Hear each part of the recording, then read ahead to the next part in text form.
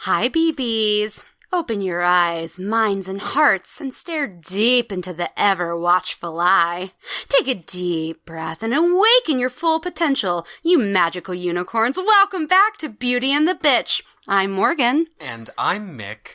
And this week we are talking all things The Lord of the Rings, The Two Towers, which is Mickey's favorite of The Lord of the Rings. By far my favorite, both the movie and the book. I have to tell you, Morgie, that when I rewatched this, I cried no less than 6 times. There's a lot of emotion to deal with and get through. And also when you see Gollum, I imagine it reminds you a lot of yourself. You know, I see where you're trying to go with this and be hurtful and hateful, but it actually does remind me of myself. Because of how alone he is and how he eats raw fish straight from the pond. I like them wriggling. So creepy. So, The Two Towers, the book release came out November 11th, 1954. As we talked about when we discussed The Fellowship, it was really shortly after The Fellowship was released because, once again, he wrote it all as one book and they were like, nah, girl. One massive tome. Yeah, which is like too extra for anyone. So, originally, like I said, if you remember, the books came out. They were either going to be one whole book or 6 separate books. So The Two Towers ended up being books number 3 and 4. And their original titles were, number 3 was The Treason of Isengard, which I think is pretty baller. Mm-hmm. Book number 4 was called The Journey of the Ring Bearers, or The Ring Goes East. So that's pretty self-explanatory. I feel like he knew what he wanted, and then his publishers were like, let's get real ambiguous with it. Let's just pick a couple landmarks. Could be anything, really. There's 2 of them. That's interesting, though, because he was all upset about the Return of the King Spoiler. In his mind being a spoiler. But The Ring Goes East is a pretty big spoiler. Oh, yeah, I agree. Mr. Tolkien. Yeah. Well, and the Treason of Isengard, if, like, you weren't super clear on what was going on with Saruman, I mean, you would know. Wait, it was the Treason of Isengard? Oh, yeah. Yeah. It was actually, yep, that's exactly what happened.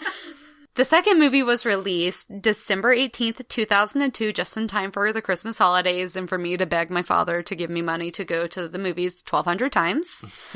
How many times did you see it in theaters? Oh, I think probably the second one I only saw like maybe once or twice because I was kind of young in 2002. But definitely The Return of the King I saw a million times. And I think with Julie many times. How many times did you see Anchorman? Because I think that's the real question. Yeah, I think that came out like my senior year, 2006. You definitely saw that like 6 or 7 times. You were obsessed. Well, Packs of Wild Dogs. They're a real problem. I was super obsessed with Anchorman, and I stand by that choice because Napoleon Dynamite was really big at the time, and I was very much thinking that Anchorman was the better film, and I still think that to this day. Hey, fly that flag. Fly it. It's so good. So, anyways, the ratings for The Two Towers on IMDb, it got 8.1 out of 10, which is pretty solid. Rotten Tomatoes, 96%. Oh, yes. Yes, girl. And on Amazon, I got 8.7 out of 10. So that's pretty good. The book got 4 out of 5 stars on Goodreads. So that's pretty good. I mean, the people, they love it. There's really not a lot of controversy about The Two Towers. It's universally loved. It's pretty impressive, though, don't you think, for the middle book to be so well loved? Because isn't that so often where, like, yes, things and, like, fall apart? You were the middle child, so you would know how unloved you can be. Yes, because unlike you, I did not hatch from a demon egg. I do have 4 siblings, and it is not always easy to be the middle child. No, it's not. But, I think the whole series is very strong, and it's when people say they don't like it, there's so much side eye at that because it's like, you don't like it because you're obviously a fucking idiot because It's amazing. You know the drag queen Willem? Are you familiar with that queen at all, Morgie? No, but I like that name. Okay, she's very stubbly, that is, on her face. Oh, is she like crazy beautiful except she has like stubble? Yes, I have seen her. She makes fun of Lord of the Rings a lot on her various social medias, and she thinks that Galadriel's a hobbit queen. That's something she once said. That's kind of amazing. Yeah, I love her, but I'll never forgive her. It's kind of like when you try to talk about Star Wars and you don't know anything. You know, go see a Star Wars. Yeah, you know, she's got that lipstick going on, and she's talking to General Grievous, and he's got all those arms. Well, I mean, that was halfway there. Yeah, see? I know Hobbit Queen. Yeah, so I thought it would be cool if you could take us through a little bit of the plot, maybe guide us on this journey, would you? I would love to do that, and I have sort of broken it down so that I don't get lost and confused, but nonetheless, please do help me, okay? Yes, of I course. need all the help. And then also, I guess I should mention, this is primarily the movie, as opposed to the book.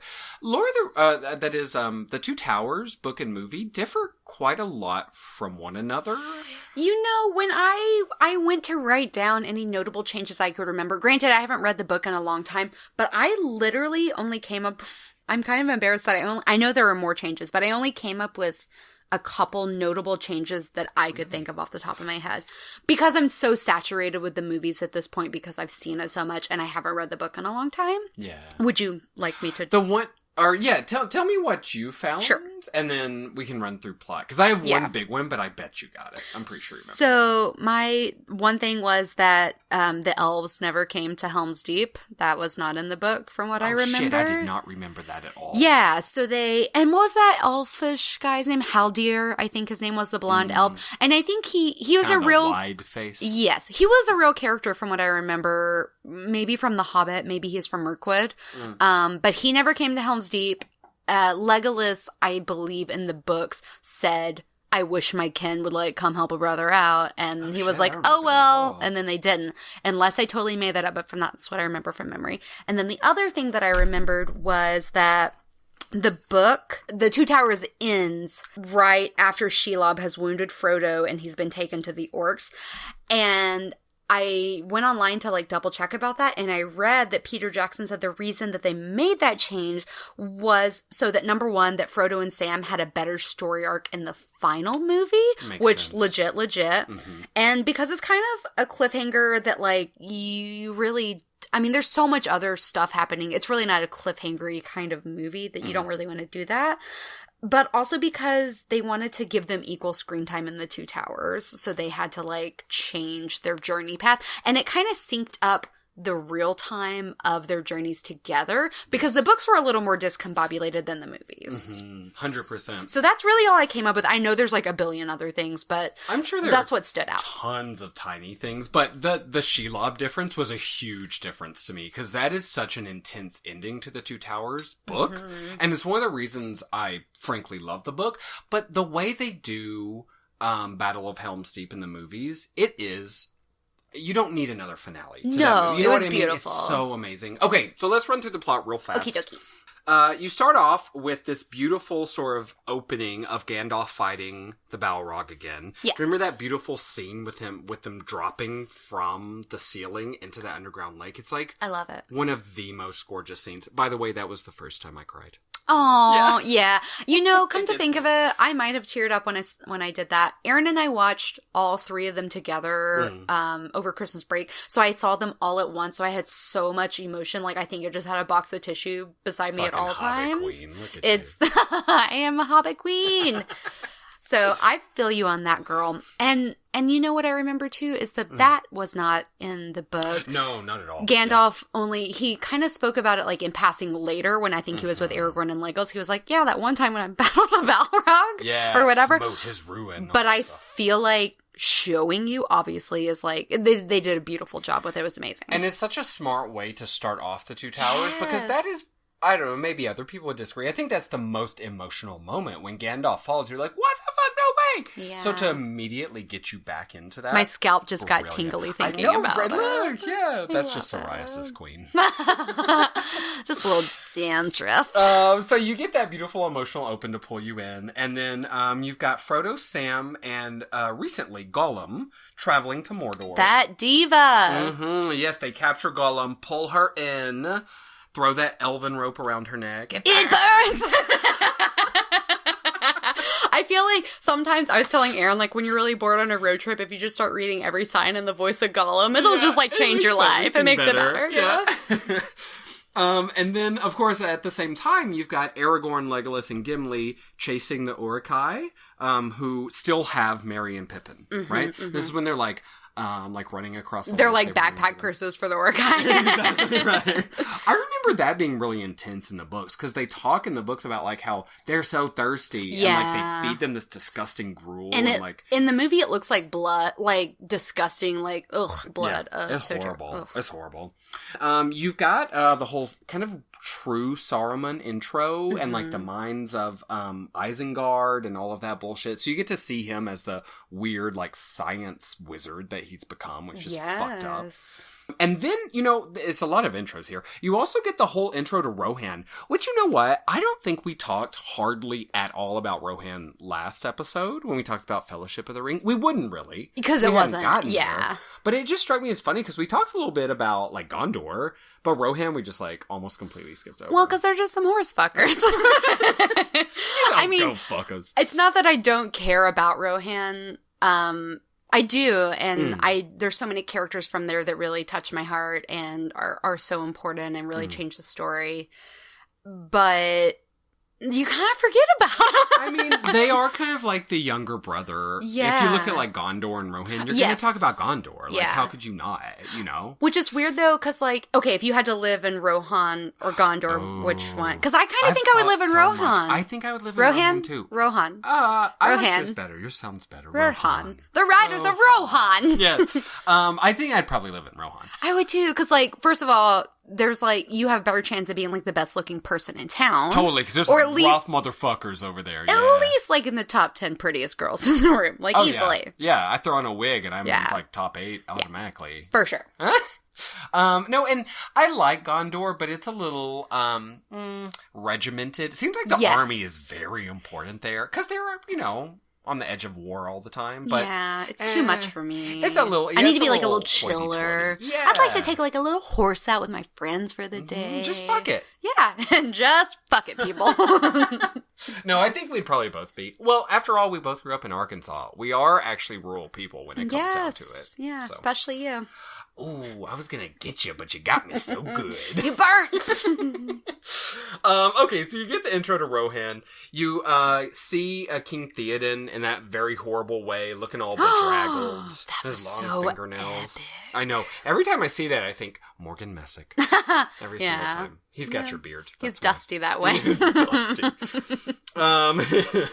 And you get to see, essentially, the army of Rohan banished by Wormtongue, who's one of my favorite villains of all time. He's pretty incredible. Mm-hmm. 0 eyebrows. No eyebrows! Yeah. But you know what? I was looking real close this time, and unless I'm wrong, you can see where they glued down his eyebrows. It's very much like it's a drag queen trick. Okay. I think I can see it because I'm so used to seeing it on drag queens. But anyway, so you get the introduction to him.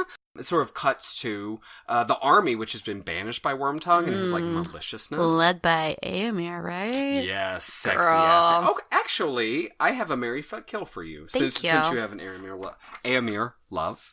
Okay, so, marry, fuck, kill.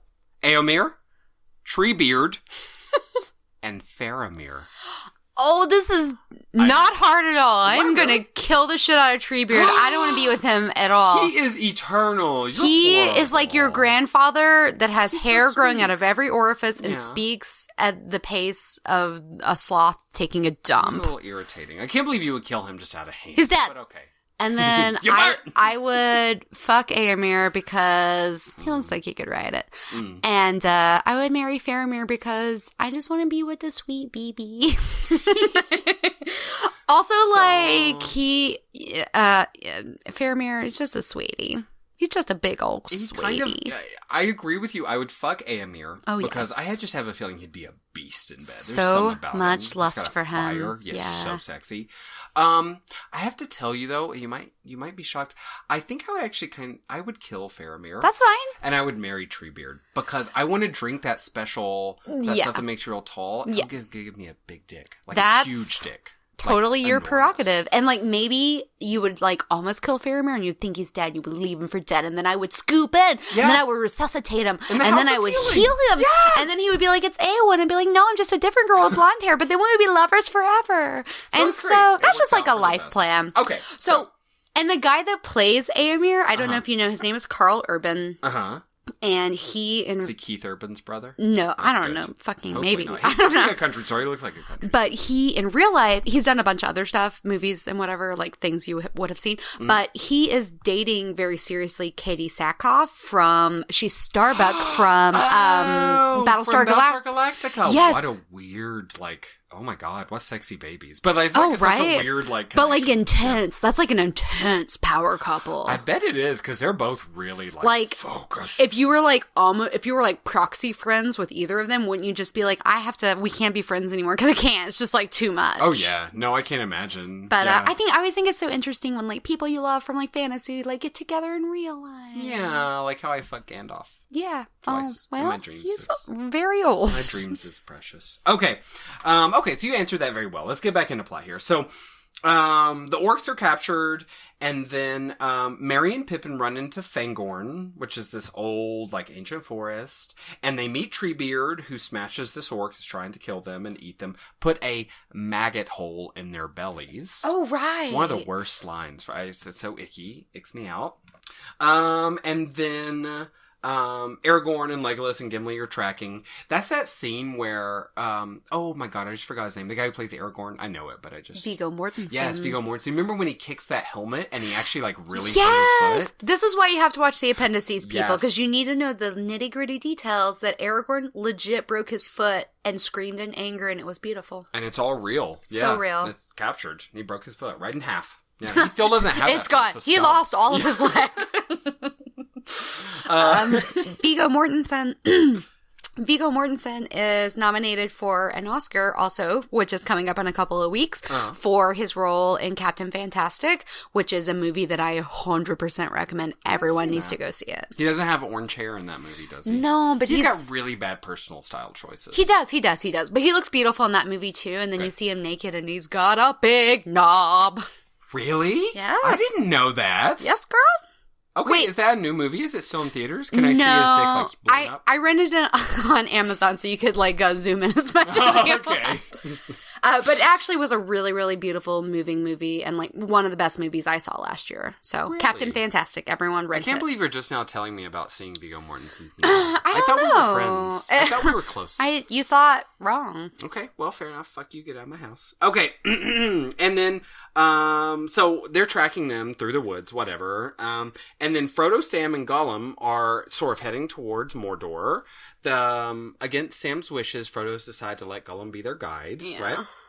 And then they go through the dead marshes. Ooh, so creepy. And what does Frodo do immediately? Fucking looks in the water and falls like a little bitch. Falls in like a motherfucker. Like the little bitch Like, that why? he is. When a dead elf opens his eyes, you don't just go stiff and fall into the marsh. Also, when a creepy former hobbit / dead soulless person Gollum is like, maybe don't touch the water and don't look at it. Yeah. Fucking don't. Just don't do it. He just Why do you always fuck everything up, Frodo? I honestly, I can't even with Frodo. I can't with her. I can't She's even. already done had It's hers. too much. Anyway, so Smeagol saves Frodo, right? And that's Yes. that moment where Frodo's like, you saved my life, you didn't have to. But, I mean, also Frodo was wearing the ring, so, come on. Bro. Which do you think, so a really great thing that happens in The Lord of the Rings, and I can't remember the specific, there's a couple of scenes where Gollum and Smeagol share the so scene, powerful. and it's so amazing. I love those scenes. But before that happens, I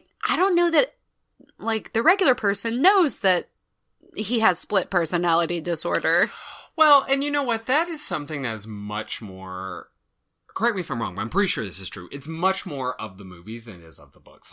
In the books, he, talks to himself. You know, even The Hobbit, he does that. And, you see it, but, In the movies, they really filmed it like he is legit, like, multiple personalities. And I felt like that was, like, their interpretation of it. But also, as soon as they did it, I was like, oh, yeah. It makes sense. And now when I read it as that. So I think it was perfect. I think it's gorgeous. Yeah. Well, because we all have that, like, inner saboteur. I'm totally trailing RuPaul right now, by the way. Because RuPaul says that constantly. But it is true. You've got that voice in your head that says, like, blah, blah, blah, you'll never have friends, no one loves you, like, and in your case, it's true. And in my case, that voice is you. Get out of my head! Sorry. I told her to go, and she goes! She goes! Okay, anyway. So that starts the whole, like, Sam versus Gollum, Sam versus Smeagol storyline. Which is so sad. Like, the fact that Frodo even has to be in the middle of that, and, like, that it's even a choice for him, and the answer is not always Sam, it just breaks my fucking heart. Well, you know, Sam is so loyal, but I constantly think of drug addiction when it comes to the ring. And it seems very much to me like, you know, Gollum is someone who is essentially, he's fallen as low as you can fall in an addiction. And Frodo is getting into the addiction. Sam is like a straight arrow who has never done that drug or has never been addicted. And so Sam is so callous, you know, and he has nothing but, like, disregard for Gollum, but I feel for that sad little... He treats Gollum poorly, I will say. I don't approve of the way that most people treat Gollum, but especially Sam. But he only does it because he's trying to protect Frodo. Exactly, it's true. But it's just so, like, and you know, we'll get to there, but when Frodo asks Sam to leave... Oh my god, yeah, that won't be till, I guess, next podcast. Yeah, but it's like, devastating. Oh, it's horrible. I cry, like, probably as many times as you cry in the Two Towers, I shed, like, a million more tears in Return of the King. Like, I just, like, constantly, I just have a handkerchief, like, attached to my glasses, because I can't. Glue it to your cheek. I just, like, just catch those little tears, baby. Okay, so we'll get that. So anyway, Aragorn and Legolas and Gimli meet this White Walker in the woods. Dun, dun, dun. You don't know who it is. Could be Saruman. It could be, I think it is Saruman. Sounds like him. But then it's not Saruman. Who is it? It's Gandalf oh the White. Oh my god, what? He's not dead? Gandalf is reborn. Okay, that's the second time I cried. Yeah. Yeah, I love him so much. I did not cry when that happened, I definitely recall. But I probably did the first couple times I saw it. It's when they call him by his name and he's like, Gandalf. Yeah, he remembers. Like, oh my god, I'm gonna cry right now. I love it. And then, like, pan to Orlando Bloom's face and he's like, everything is the same. Nothing is different. Oh my god. Yeah, he's the only person not affected, essentially, by anything. Gimli's played by, like, a small Indian man, and he has more emotion. Okay, so, So, then they start to travel to Edoras, which is the capital of Rohan, right? And then at the same time, Frodo, Sam, and Gollum are at the Black Gate, which is like the front door, essentially, of Mordor. And they see that sort of like, what's the name of I put them down as the Southerners, but don't they have a name, that army from the South? Are they the ones who read the Elephants? Yes, the one who read the Elephants. Shit. Yeah, they have I think they have a name, and I super don't remember what it is at all, 0%. I could pick it out of a lineup, but anyway. They're very extravagant. Oh, they're quite beautiful people, I think, but they're supposed to be evil. Whatever. But so anyway, this whole army is marching in, and then the threesome, after almost getting caught and using their elven cloak very well, decide to take the back door instead. And I love that moment because Gollum's like, let's take the back door, and they're like, but you didn't tell us the back door. And Gollum's like, but you didn't ask! You know? What? That was so great. So, I didn't know if you had skipped over this, but, this happens around this time, and I feel like it can't go undiscussed. Potatoes. I'm not there yet. Okay. Oh my gosh, boil them. Mash them. Stick them in a stew. That was like, first of all, became a phenomenon as it should be, but we'll just let you get to there. And sometimes I still mumble it in my sleep. You know? All the time. So then we sort of cut back to Rohan. Gandalf banishes Saruman, he's like possessing King Theoden. Yes. Right? Remember that? It's such a good moment. It is. I love it. And then King Theoden pops up and banishes Wormtongue. Yeah. But he had that really epic, like, anti-aging ceremony. So epic. Which is, like, probably, like, a commercial that Cate Blanchett will be featured in. Like, it'll start as King Theoden, and then it'll go all the way down to Cate Blanchett, who has, like, timeless skin. I know, it's so beautiful. It'll be like rock cream. You're getting that treatment soon, aren't you? Good, I hope so. Oh, girl, you look rough. But that scene was, like, super legit. And that was one of the cool things you got to hear them talk about in the appendices, like, how they made that happen. Because they do a lot of their special effects, like, not, like, on a budget necessarily, but they do it as realistically as possible. Like, it's not all computer generated.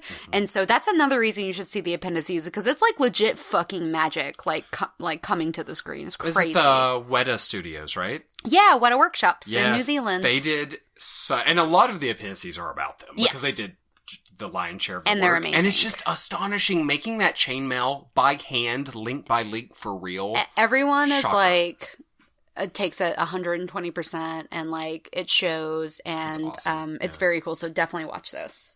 Did you hear a bunch of whales beach themselves last night off New Zealand? No. Yeah, like 300 whales. Like, are they going to die? Most of them are already dead. Oh my god, that's so sad. Yeah, we can cut this out if you want. It doesn't make it. But I just thought New Zealand and like it's so sad, Morgie. Oh my god. And they're trying to. There's about 30. They were trying to visit Hobbiton. They were. They're big fans. They're like 30 left alive, and they're trying to push them back in. That's crazy. Yeah. Anyway. Okay, enough sadness. Let's talk about Theoden. Let's talk about more sadness. Yeah. Theoden mourns his son who has died while he's under the spell. Theodred. Yeah, sweet Theodred. He looked like he might have been hot before. I definitely think he was, yeah. That, by the way, I've never cried there before, but the no parent should have to bury their child line, you know? Yeah. That was the third time I cried. I don't know why it got me. That guy, I think his name's Bernard Hill, the guy who plays Theoden. So he's a beautiful actor. He's a wonderful... Because Theoden's not the most likable character. No, he is really kind of an idiot. He does a lot of work towards making him likable. He makes me want for Aragorn to just, like, whip a little dagger and maybe accidentally, oops, I slit his throat. Whoopsies! Okay, so Theoden cries, and that happens. And then he decides that instead of fighting Saruman and Sauron as well, he's going to flee with his people to Helm's Deep. Mm-hmm. Right? And everyone disagrees with him, but he says, I'm king of Rohan. Finally, right? He's been sitting on the throne all bedraggled. Haggard. Yeah. Anyway. And then there's the first of that really masterful Gollum Smeagol scene where Gollum's talking to himself. That's like in the woods. And then you get your most favorite part of all. He catches some rabbits. What do you do with a brace of conies? You have to cook them with taters. Yes. What's taters, precious? Oh my god. So good. Potatoes. And if you're listening to this thinking like, what the fuck are they talking about? You need to just like Google boil them, mash them, stick them in a stew. Yeah, like you need really to just missing out. You really, there's so many wraps and remedies and like different tellings, and it's really worth it to check it out. So good. I don't know if they knew it was going to become like the phenomenon of like the 2000s, but that's what it was. That's totally what it is. Anyways, they have that ridiculous scene that we love. And then the Oliphant walks by and gets to see the Oliphant, which is a huge thing for me. Very cool, very cool. Who doesn't love that, though? I don't know. And then pretty much immediately, Frodo and Sam get captured by the Gondorians. Yes, which is quite disappointing. It is disappointing. They do a horrible job. Yeah.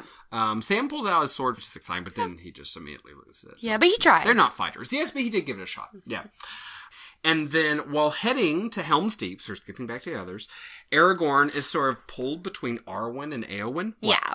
Oh, I was just going to say, we hadn't talked about Éowyn yet, but when we first met her, kind of our introduction into Helm's Deep, and I can't believe I haven't brought this up and I didn't talk about it at all in the last movie, but the last episode, the music for The Lord of the Rings is the driving force of emotion. Like, as hard as the actors are working, Howard Shore, who is the composer and conductor, he did all of, like, he is an incredible person. All of the music he did, is so phenomenal that, like, just the music, I listen to the soundtracks all the time, just like it for background music.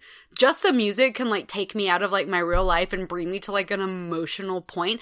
And the theme for Rohan, that beautiful Celtic kind of, like, violin just pulling at your heartstring sound is so beautiful, which you hear when we first, like, dive into Rohan, and there's, like, a flag, the, like, flag of Rohan is, like, flying through, and you first see Éowyn, and she is such a vision. She's stunning. And it's such a relief as, like, a woman who loves fantasy when there's, like, strong female characters in fantasy, which there's so few of. And Arwen's strongish.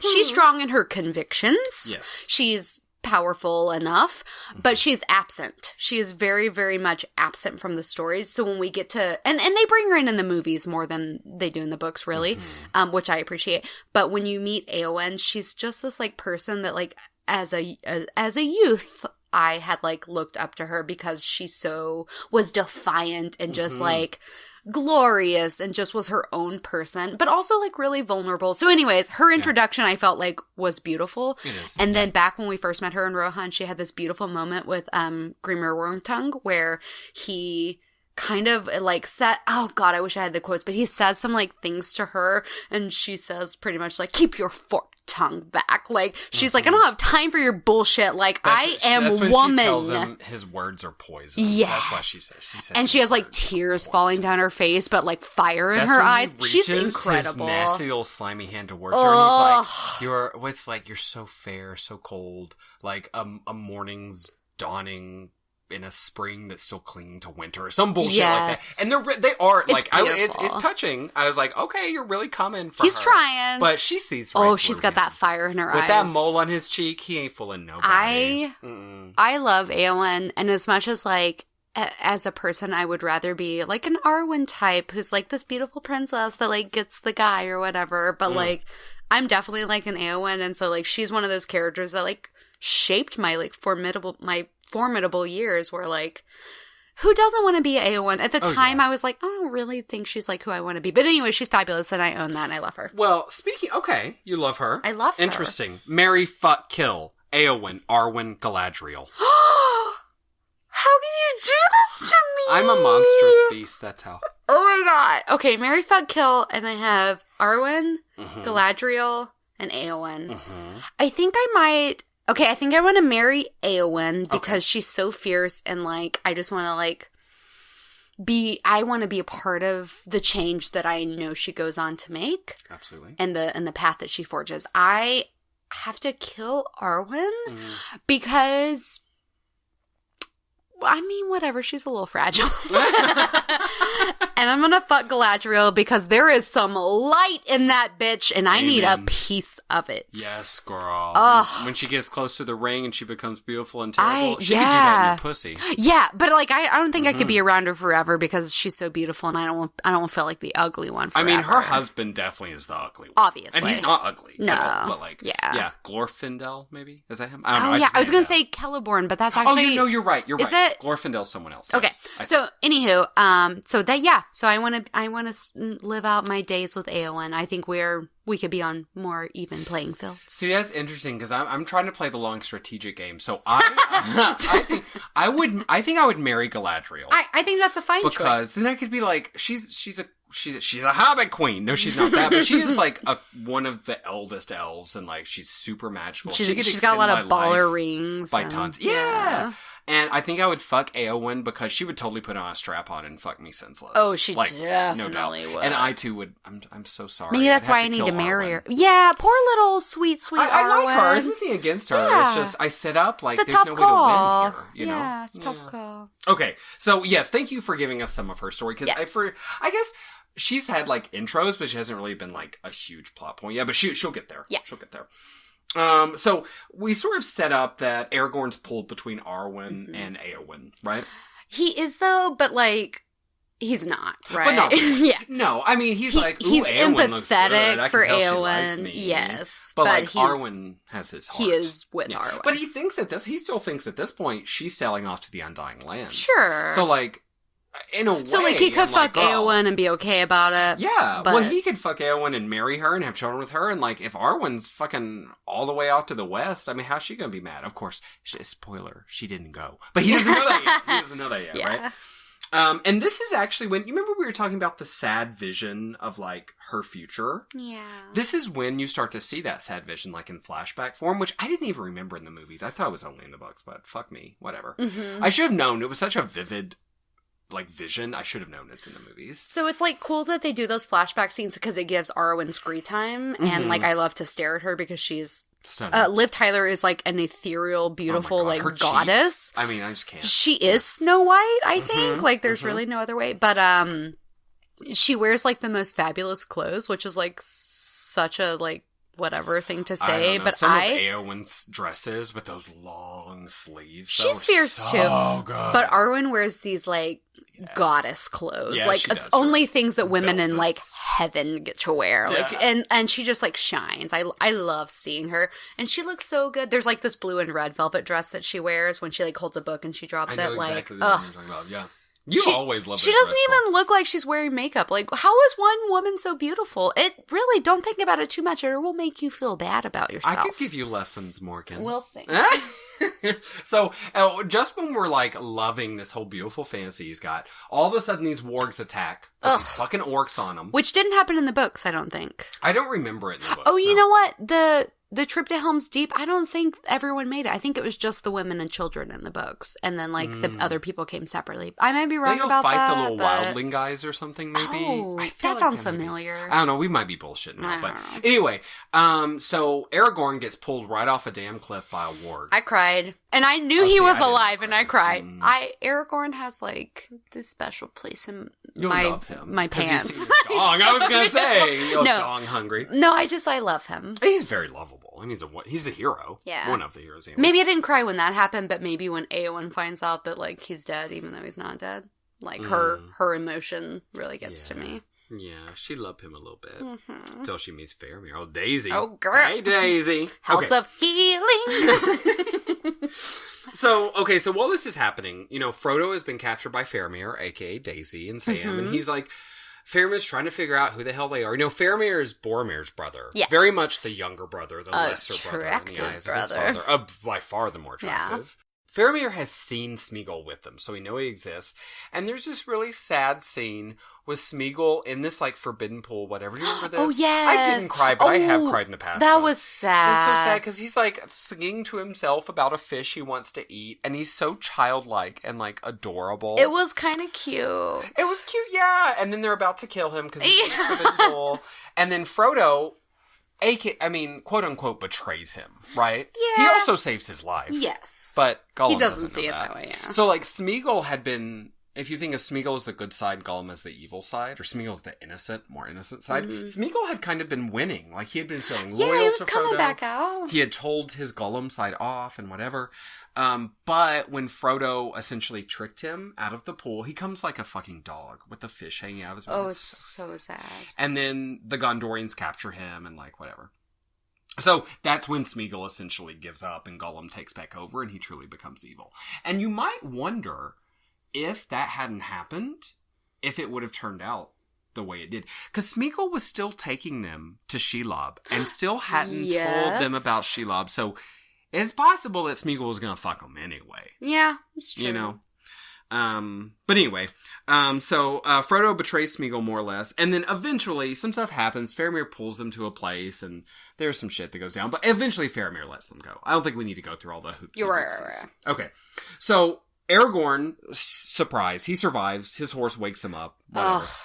Brago.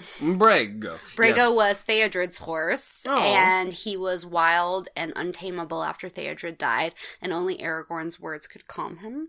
And it was beautiful, and he also blew him. Yeah.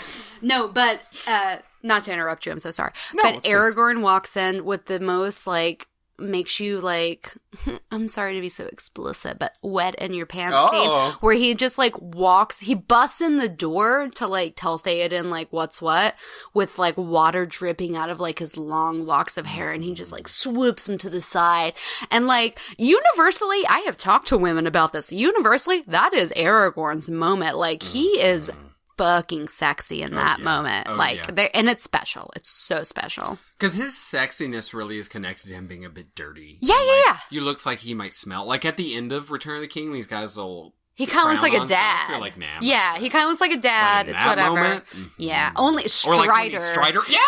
Strider is sexy. Yeah. The King of Gondor is like, nah. Yeah. Aragorn can have him. Oh, wait. I said Aragorn. Arwen? Whatever. They can have each other. They're meant to be together. They are. It's fated.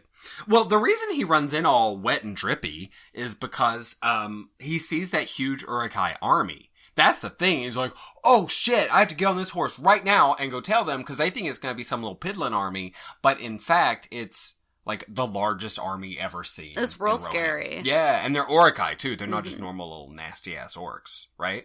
It's the difference between a mouse and those rats we used to have in the house. King rat. What I mean? King rats. While that is happening, the Entmoot begins in Fangorn, which is way cooler in the books than it is in the movies. So the Entmoot begins, which is essentially this like collection of Ents talking about shit. Yes. Right? Talking very slowly. Very slowly. Explain the Ents to people who don't know them, Morgie. Okay, so the Ents are tree herders. They're like the tree gods, like they are like sentient being trees, and they used to have a lot going on, but over time have become docile and quiet and asleep essentially, and so they don't really do anything anymore. They just don't do anything. Well, since the Entwives left them, it's like, why? Right. Yeah. So their wives all ran away. They have been asleep. Treebeard is awakened, and they have business to deal with Isengard because Isengard has cut down a lot of forest. In the movies, it's they do it differently than they do in the books because it's almost like Pippin and Merry have to like kind of like nudge them to go to war. Oh yeah, but I would say definitely like play them a little bit. But in the books, they're doing it of their own volition. Mm-hmm. Yeah, in the movies they say no at first. Yeah, and they're like, oh well, we'll just weather it, whatever. And then Merry and Pippin take them to. They're like, can you please take us out this way, Treebeard? What's there? Yeah, what's this ways? And of course, it's where the orcs around Isengard have cut down like huge swaths of the forest. Yeah, and that's when fucking Treebeard says, Farouk. You know, like him. He does. He does. And all the Ents are like, okay, go ahead. And they all saunter and they're like, yeah, let's get it. We need motherfuckers. Yeah, it's awesome. I fucking love the Ents. Oh my god, I do too. The last march of the Ents is like beautiful. So fucking epic. Okay, so we're getting really close to the end, right? Because now the two big battles are coming. Let's see. I thought I had... Oh, okay, so I've got one last marry, fuck, kill. You know what? No, I'm going to save it for just a second. Get excited, though. Okay. So, desperate preparation is going on in Helm's Deep, which is where, Rohan has weathered so many invaders before. And then in the movies, as Morgie said, not in the books, the elves arrive from Rivendell. And everyone's so happy because it's such a desperate thing. They're so outnumbered. And they essentially think they're going to die. This is another bad moment for King Theoden, I have to say. Because he is consistently, like, losing heart. You know that scene where his little helper guy with the red beard is supposed to put his armor on, and Theoden's like, who am I? And also, like, why can't you put your own fucking armor on? I mean, I know you're, like, a king, but, like, it's like a belt. Just, like, do it. I don't mind if you want a man to attach all your clothes. Like, I wouldn't mind myself. Is that the dream? That's the dream. Yeah, that's the best life I could be living. But please don't, while that man is serving you, be like, what's my purpose? And then that guy's like, you're king! Yeah, he's like, hey, buck up, buckaroony. Buddy? Yeah, right? It's like, anyway. He's like, give us purpose. Right, exactly. Your purpose is to give us purpose. He's like, maybe don't tell everyone else, though. Yeah, this would just be like a thing, right? Like the bee jippers. Which he's totally getting. Oh my god, 100%. Yeah, Queen's been dead for years. So long. And the women from Rohan are hideous. Except for Eowyn. Who got all the beauty of, like, an entire generation. She did. So the elves arrive, though, and that makes everyone a little happier. It doesn't seem so desperate. And then, it begins to rain. I think that's important. It's so thematically important. They're all lined up on the walls, right? So we're talking about Helm's Deep now. Yes. So we're talking about the battle. We not to gloss over, but I really enjoyed the time where they gathered all of the young children, like the young men, and like ripped them out of their mother's arms, because that is so like. Of course, this is a fantasy series, but that is so the experience that Tolkien had with like. Young people being like torn out of their families, and like even him, like he wasn't so young, but like he didn't know if he would come back, and just the sad reality of what war realistically looks like. And so I thought that was like a really beautiful, it was nice and touching. And they did it where like you couldn't hear the words they were saying to one another. It was just like the beautiful music of Howard Shore on top of it. So like the mother sobbing. That was beautiful. It's really and touching. There are like, I mean, this is my favorite. I've said it 1,000 times, but there are like probably dozens of beautiful moments that, but for time's sake, we won't mention. But I'm glad you pulled that one out because it's so thematically gorgeous. But like, it's such a beautiful movie. There's so many gorgeous things. It's also not the first time, but one of the biggest times where we see Eowyn being told to like stay in your place. You're a woman. You have to stay below with the women, and how that just breaks her down, which inevitably builds her up for like who she's meant to be, which we'll talk about later. Yes. Yeah. Well, it's just like when the warg's attacked. Then was like, take the women. Yeah. No, frankly, that's a very important job. Somebody has to do it. Staying in the cave's less important. Yes. Like, that's definitely like, but yeah, okay. Okay, so the battle is going on. It's a massive, insane battle. You got fucking Orlando Bloom sliding around on shields. Yeah, that was like a silly addition, but it was kind of fun. I mean, I loved it at the time. It's good comic relief. Yeah, it was funny, you know? He's like skateboarding down the stairs. Theoden walks up to the gate, immediately gets stabbed and runs away. Make way for the king! He was up there, like, honestly, maybe 12 seconds. Yeah. So useless. Yeah. And then the bomb orc blows up the wall. Dude, that was, because fucking Grimir Wormtongue with his little fork tongue in Saruman's ear telling him all their fucking secrets, and what a little dick. I hate him. He's and the worst. And you can tell he does have a little dick. But what an incredible actor. I don't know his name, but he's fantastic. He has a deep, like a really heavy Texan accent. He's like a trucker. Yeah, he's... Yeah. Yeah, and he plays that role to perfection. Yeah, it's amazing. Okay, well, now it's time for the last marry, fuck, kill. Oh, okay. And I think you're going to be into this. Okay. So you must marry, fuck, kill Wormtongue, the bomb orc, or an Oliphant. Oh, okay. Uh-huh. I have Wormtongue, an Oliphant, and the bomb orc. The bomb orc. Yes. Well, I feel like I should kill the bomb orc because that motherfucker's gonna kill me. He's a ticking time bomb. Well... Literally. I didn't consider that. I was kind of imagining him minus the bomb, but okay, yeah, sure.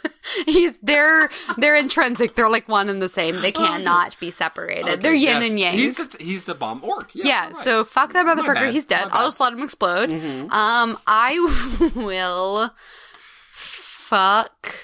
Oh, what if I fuck Wormtongue because just like get it over with? And then like, what if I marry an elephant because like how fierce would I look riding on top of that with like gold chains going from my nose to my ears to my hips to my hair? I would be so fabulous. You're right. I think.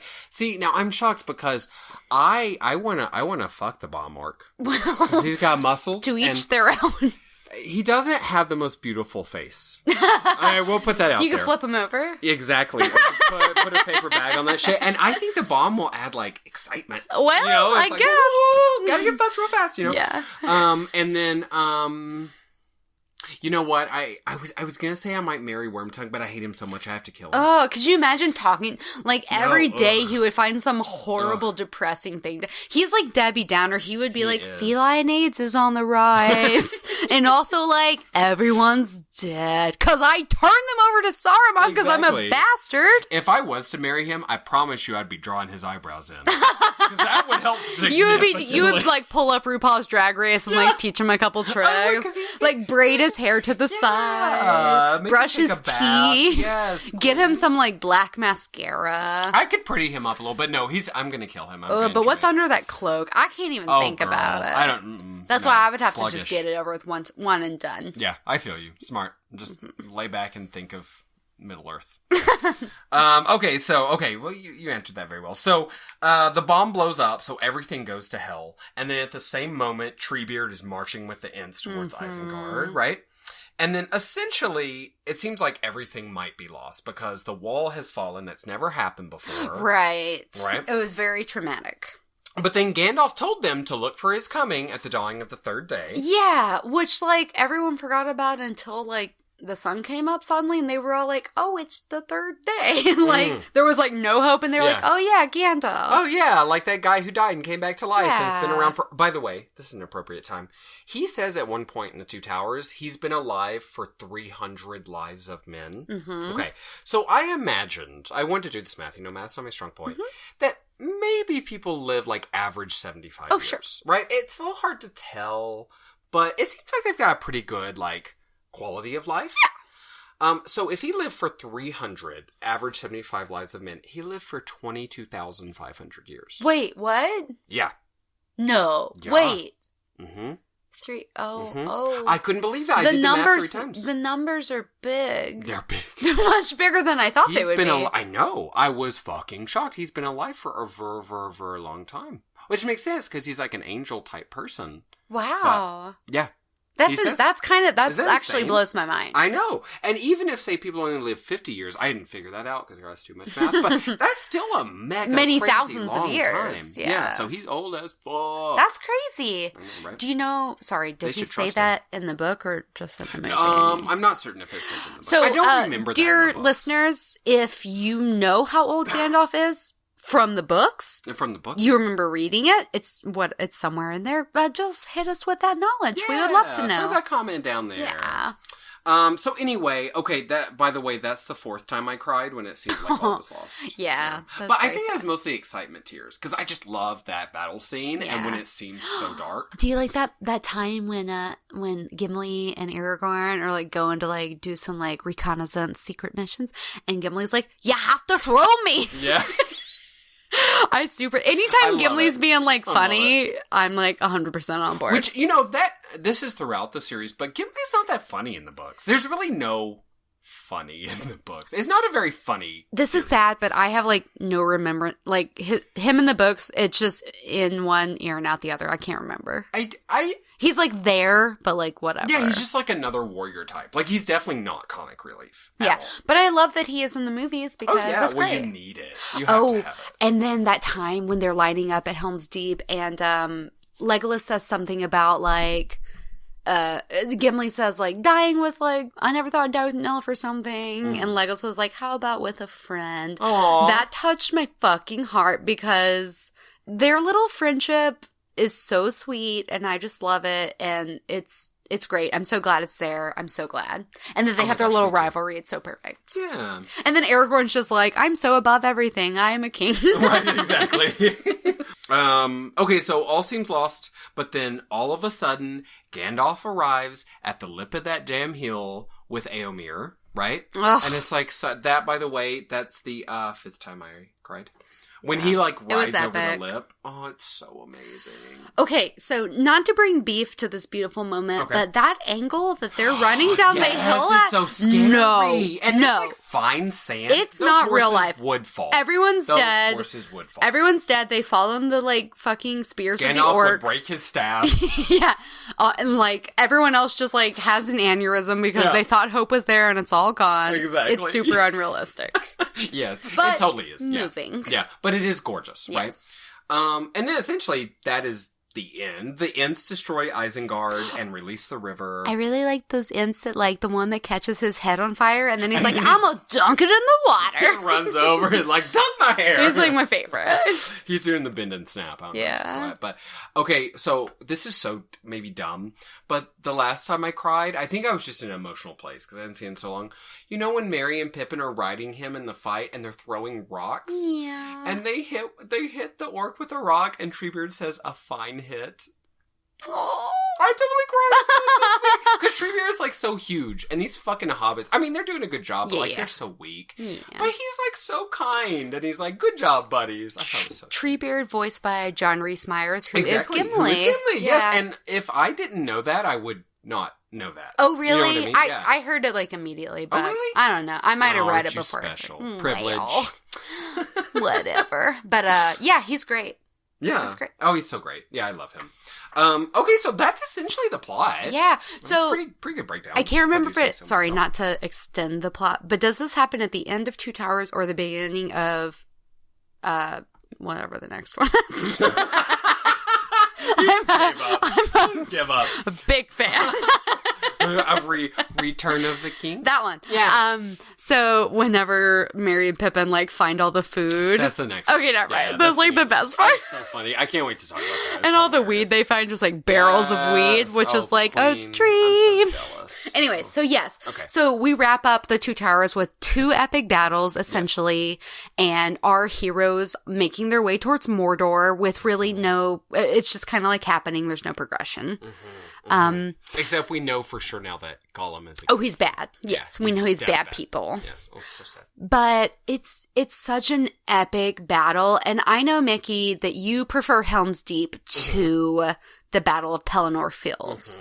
And I feel you on that because it's more concise and it kind of wraps it up, but also there's so much emotion in it, and Pelennor Fields is, like, intense. Oh, yeah. So it's a beautiful ending. And then it just prepares us for the fucking shitstorm that is the Return of the King, which is just, like, nonstop, just, like, action, people dying, everything crazy. Like, every bad thing comes out of the earth. Yeah. So I guess we'll be talking about that. Oh, I can't wait.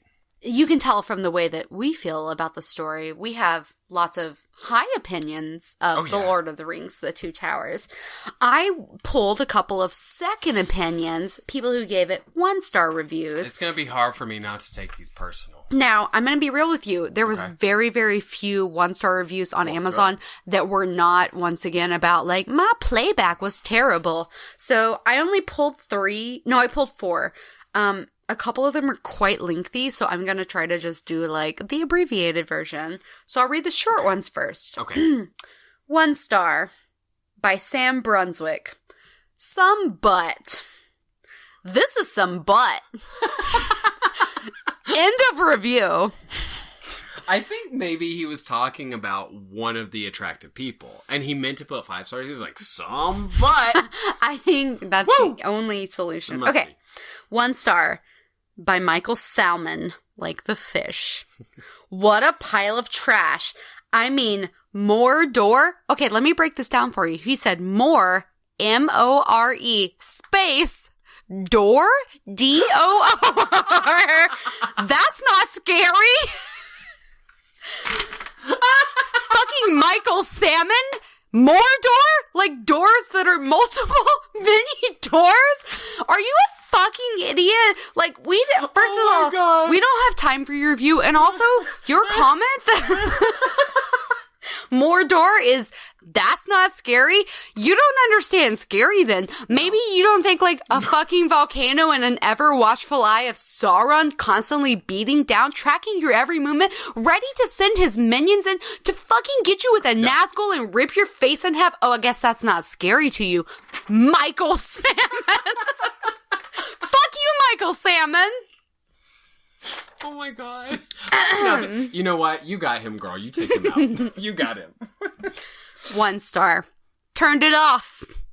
I was very disappointed with the film for the following reasons. Number 1, it was very confusing as scenes chopped from one to the next with no connection or continuity. Number 2, poor to no character development. Number 3, overemphasis on extravagant makeup, costumes, and computer-generated images, and underemphasis on basic acting skills to deliver a good story. Number 4, Gollum, G-A-L-L-U-M. Oh, please. Idiot. Would have been much more enjoyable if played by a human. Doubt it. The computer-generated image was just awful. In short, a great story that was destroyed by this film. Thank goodness I read the book before I saw this movie. Books. I turned it off about a quarter in due to the boredom. That's not even a sentence. Well, here's my thought. He didn't even put his name because he was too ashamed. Well, he should be, because he's all talking about how and I get it, we're this person sometimes, we're like, the books are bare, the movie ruins it, whatever, but he didn't know how to spell Gollum's name. Yeah. So I feel like you didn't read very closely, It's mister. no Mordor. Which is like... That's not scary. the dumbest shit I've ever seen. But yes, Anonymous from February 7, 2011. You go fuck yourself. Yeah. You're a useless waste of carbon, sir. Okay, and Or ma'am. this last one is kind of lengthy, but I kind of think it's worth reading, so I'm going to do it. Yeah, hit it. Give it to us. 1 star. Has to be the worst movie ever! Exclamation point, exclamation point, exclamation point. This movie was so not worth buying, seeing, or renting. The only reason I gave it 1 star was for the special effects. They were very well done, but the movie itself is so far off from the books that I am in doubt as to whether I will even see the 3rd one, even if it costs $1 at the theaters. I know that filmmakers can't follow the book exactly, but they could have at least gotten a few things right. In the book, when Frodo and Sam were caught by the men from Gondor, they were released from there. They never went with them anywhere else. What is this malarkey about going to see Boromir's father? And what's this about having to trick the Ents and going into war? Yes, they debated for several days in the book, but never had to be tricked. And all in all, a complete waste of time. If you really have to see this movie, go rent it from your local grocery store where you can get it for $1 for 5 days. I wouldn't spend any more than that. Okay, there are a few options who this person is. 1, grocery store manager. I feel like trying to drum Go up to your business. local grocery store. Yeah. Does your grocery store rent movies, Morgie? Well, they have like a red box. Okay, but this was from 2003, so Yeah. I don't know what was happening in 2003 wherever that person lived, honestly. 2, this is a 12-year-old who is somewhere on the autism spectrum. Oh, obviously. Right? That seems. Or 3, this is a 30-year-old neckbeard. Yeah. So they also put their comment in anonymously, so I would just like to say, fuck you. Fuck you. Fuck you. So that's what some idiots feel about it.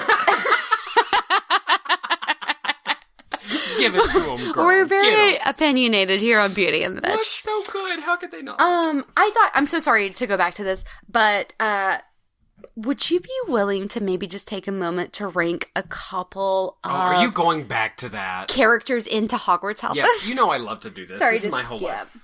So we've already done the Fellowship. So I just wrote down a couple of characters that I thought we could do that kind of got introduced or are more prevalent in this book. Okay. Grimir Wormtongue. I knew you were going to ask about him. Look, I think the thought would be, oh, he's a Slytherin. Which I guess I could see. But you know what? No, I think he's part of that house from, you know that school from Russia that comes in? With the bangy sticks? You know what I'm talking about? Your last boyfriend? Pow, pow. Huh. No. Shit. Oh, wow. I'm like really embarrassed. Durmstrang. Yes. I think he's from there. Okay.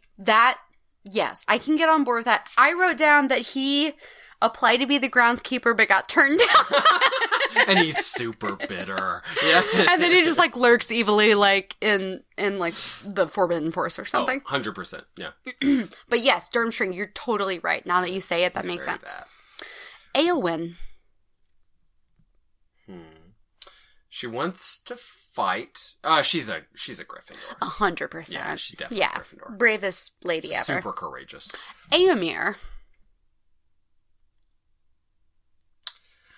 Well, he's definitely not. He might actually be a Hufflepuff. Oh my god, I wrote he's a Hufflepuff. Because he's kind of like no, a dumb follower. Yeah, he's like super loyal, but he gets real like butthurt when his friends don't like. Yes. Yeah, I think he might be. And he like becomes king, but he like super doesn't deserve it really, because it should be Éowyn. Oh, 100%. Yeah. Or wait, does Éowyn become queen? I feel like he becomes king. I think he becomes king, but then there's that tie because she marries Faramir. Spoilers! Yes. Spoiler alert.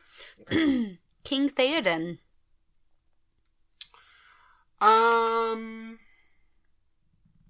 don't know that much about Theoden, actually. I guess maybe... Well, he's not a Gryffindor because he's not brave, I don't think. I would say, like, maybe a Ravenclaw or something. I put he was a Hufflepuff because I also don't know much about him. Yeah. But I felt like he's kind of like... I like him okay, but he's kind of a whiny person. He is. Who am I? And not that Hufflepuffs are all whiny, but like, no. I just felt like, he could do well there. Yeah. Gollum. Okay, so Gollum, not Smeagol. So not pre-ring? Yeah, I think Gollum. Okay. Yeah, Gollum. think Okay, outside Gollum the box does not here. go to Hogwarts. Gollum is a reject house elf. That's what Gollum is. I like that. I wish I had written that down. I wrote, Gollum lives in the Forbidden Forest. Yeah, he sure enough does. He slinks around, runs from the centaur. He's like Creature. He's like Creature's cousin. Yeah, like the more creaturey creature. Yes, for sure. Yeah. Haldir, the elf that came and helped them at Helm's Deep. He's loyal. He's a Hufflepuff. I said he was a Slytherin because while he came to help, he didn't super do it reluctantly, but he was kind of like, whatever, I guess we're here. And he does kind of look superior. He does. And he's got that, like, blonde, like, Malfoy look. So I don't know. I just feel like... I can see it. I feel like a lot of elves belong in Slytherin. They're pretty shit. Yeah, well, they're ambitious. They're cunning. And they only love themselves and no one else. Yeah, Slytherins They think they're super superior. Well, that's just facts Because they are. sometimes. Yes. Okay, last one. Okay. Treebeard. Well, Treebeard's a professor, first of all. Oh, that makes sense. And he could head up Ravenclaw. Oh, I like that. That works. I wrote down that Treebeard, when he was a child, got lost on his way to King's Cross Station.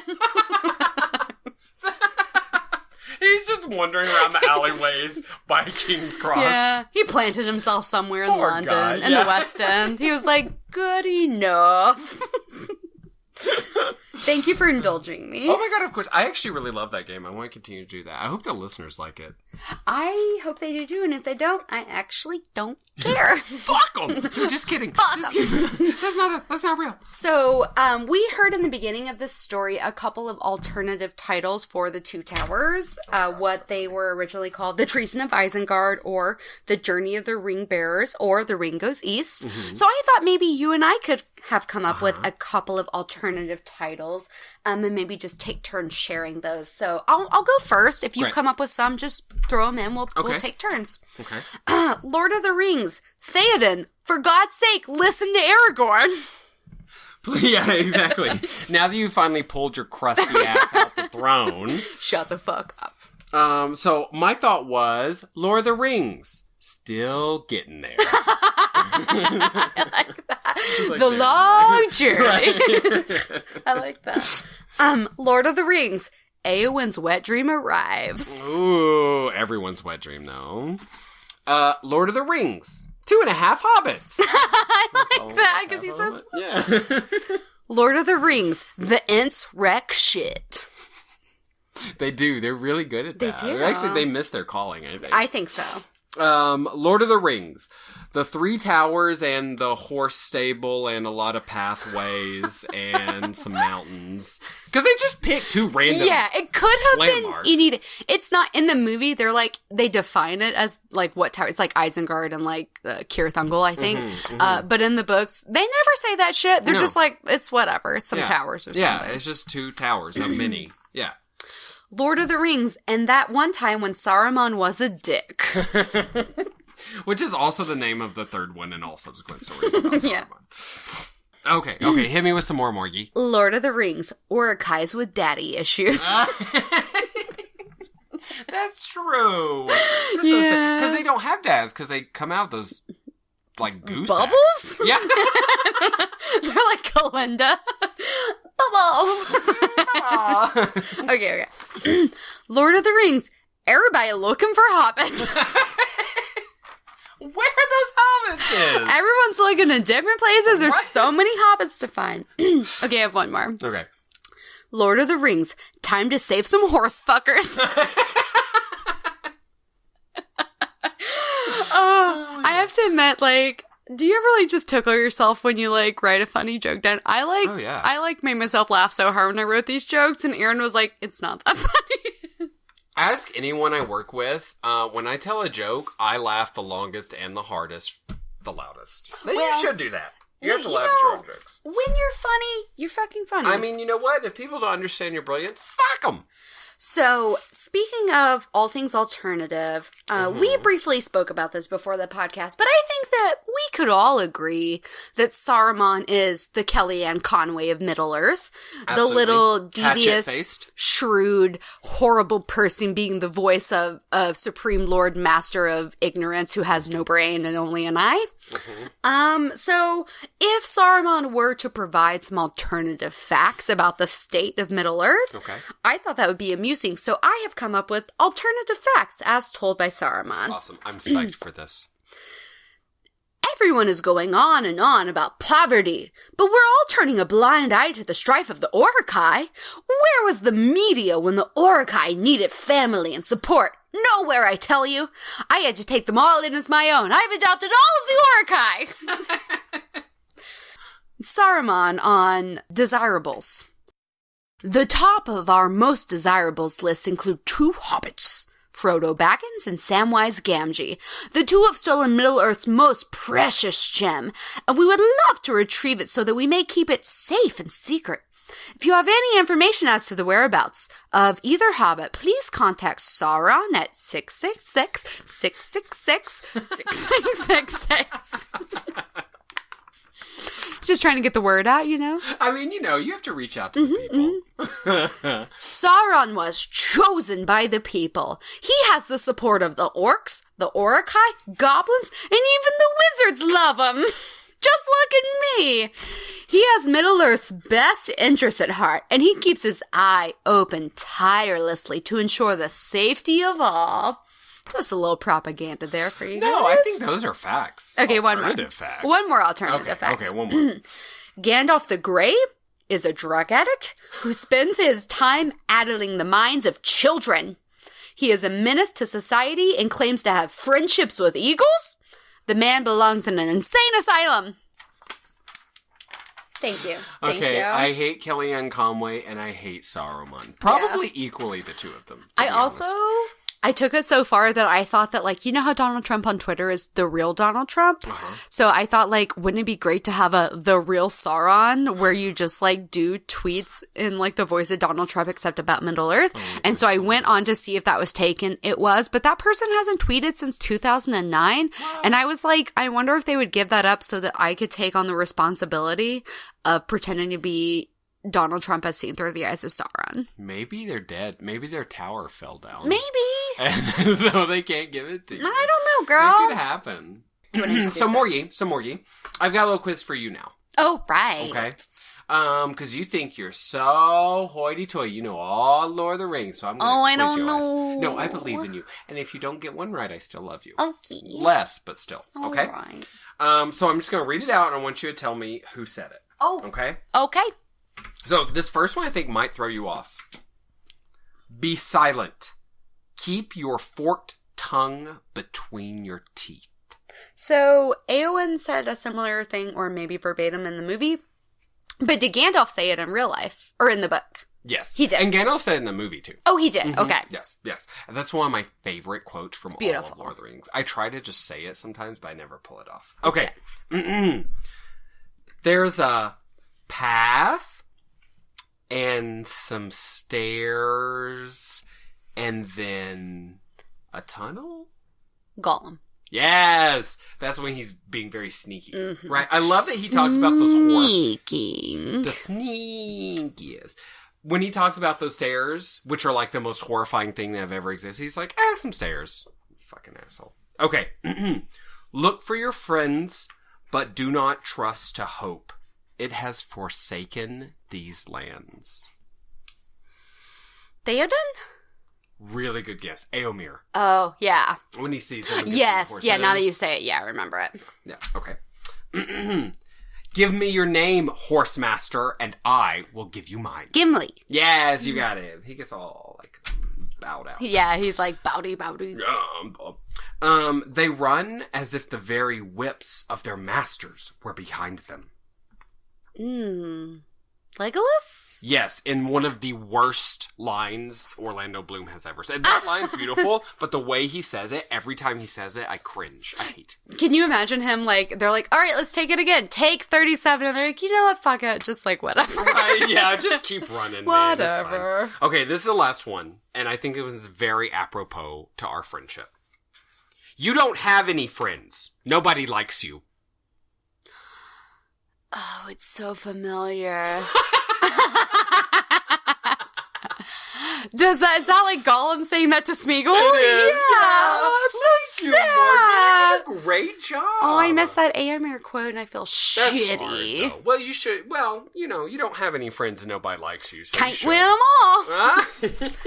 That was amazing. Oh, I love that. This is some of my favorites. We should try to do a quote quiz for like every book. Oh, I love that. Yeah, that's great. Yeah. I love that. Okay. And there's so many good Tolkien quote, like, such a good writer. Yeah, it's so great. Well, thank you for doing that. I have also prepared a couple of games for you themed around the Lord of the Rings. Okay. Do you have a moment to play? No, I'm busy. I'm gonna start you on. I'm gonna start you on a little easier game, or simpler, or I don't know, the one I like least. Okay. Let's just lay it out. I call this one "Name That Character." Okay. So I Googled with my Google machine what is the meaning of the names of some of the characters, because some of the characters, their names are chosen based on the meaning. Mm-hmm. Some of them are just words like Samwise Gamgee. Like, that doesn't mean shit. It's just like a name. Yeah. But here's a couple. I'm going to tell you the meanings, and I'm going to try to get you to guess what character that is. Oh, okay. That's fine. Okay. Horse lover. Is that Éomer? It is Éowyn. Oh, I was so close. Yeah, so close. Okay. Yeah, these are actually really hard. But, yeah, well, all their names are so similar. But I think it's super interesting. Okay. Kingly valor. Theoden. Aragorn. Oh, fuck, I should have gotten that. It's hard, it's hard. Okay. Wand elf. Mick Parker? No. Wand elf. What's his name? Who is in charge of Rivendell? No, not him. Fuck, the asshole who comes and joins them. No. Oh my god, I don't know who is it. It's Gandalf. Can you believe it? Wand elf? Mm-hmm. It's derived from an old Norse word. Oh my god, I'm very impressed. I had no idea. Okay. Muse. Now that one's Mick Parker. Ah. No, Arwen. It is Arwen. She's very much. That's so much like her purpose. Oh yeah. This one's was silly. Elf of the Cave. Gollum. It's actually Elrond. Oh, really? And then I read, like, the reasoning behind it was that, I guess, Elrond's backstory is that he was abandoned. He is not a full-blooded elf. He is, like, his bloodline is parsed with humans, and he was abandoned in a cave as a baby. Oh, shit. And discovered by, like, someone else. Anyways, he did okay for himself. Yeah. He came up in the world. Leader of a people. Is that Theoden? It is Theoden. It's very literal. Some people, yes. People. This one's man of skill. Which he is, I guess. Gimli? Saruman. Oh, fuck. Oh, that makes sense, because he is... Yeah. Man, it has man He's like in it, too. scientist guild, yeah. This one's funny, but I thought you would like it. A red and yellow dessert apple. Red and yellow... Wait. Can't be... Is it Gimli? Is that Gimli? Oh, fuck. It's a hobbit. Oh. Merry, Pippin, Sam, Frodo. I think... Bilbo? I think it's Pippin. It is Pippin! And Pippin kind of sounds like an apple now that they say it. Like, yeah. I would eat that. Yeah, I know you would. Girl, he cute. Cheerful and lively. Mary. It is That's Mary. it, yeah. Fire. It's from the Fellowship. It's one of the main Fellowship people. Fire. I have no idea. It's Gimli. Oh, it's Gimli. Okay. Yeah. Well, that makes sense, I guess because, like, all I could Dwarf? think was Sauron over and over. Yeah. He is a ball of fire. Yeah. The last one is also somebody from the Fellowship. Okay. Green Leaves. Legolas. It is Legolas. Yeah. I've heard that one. I thought those were interesting. Yeah. Okay. I believe wand elf. Who knew? Oh, yeah, who knew? So moving on to this game that I have created that I think you're going to love, and I want to adapt for everything for the future. Okay, I'm excited. And I'm calling it, Which One? Okay. Which one? So I'm going to ask you a series of questions and scenarios. Okay. And then I'm going to give you 2 choices, and you're going to have to tell me, which one do you prefer? Which one? Ooh, okay, I love that. Okay. Which one? You've had a fight with your lover, and you've been kicked to the curb, butt naked. You only have 2% battery left on your cell phone. The 2 numbers you have on speed dial are Samwise Gamgee and Gimli. Which one do you call? I most certainly call Samwise Gamgee. Why? Because Gimli is wasted on long distance. He's a natural sprinter, but I don't live close to him, so... Nice. Yeah. Okay. It's New Year's Eve, and you want to go out and party. All your favorite friends already have plans. Only 2 people have responded and said that they don't have any plans yet. Which one do you pick? Eowyn or Gollum? It depends on the kind of New Year's I want to have, girl. Gollum's got that good. Definitely Eowyn. Really? I'm gonna be wholesome. Yes. You're gonna go just chill with Eowyn? If you She's not gonna bring you down with her depression. I mean, she's pretty sad, but we can just look at each other in the mirror and talk about how beautiful we are. That's if fair. you had said Smeagol, it would have been harder. But if it's Gollum, no, he's so nasty. Okay. Smells like farts. Your plane has crashed in the ocean. There are 2 survivors beside yourself. Neither of them can swim, and you see them both drowning in need. You can only save one and spend your time on the closest island to you with them, possibly forever. Which one do you save? Merry or Pippin? Oh, you got me, girl.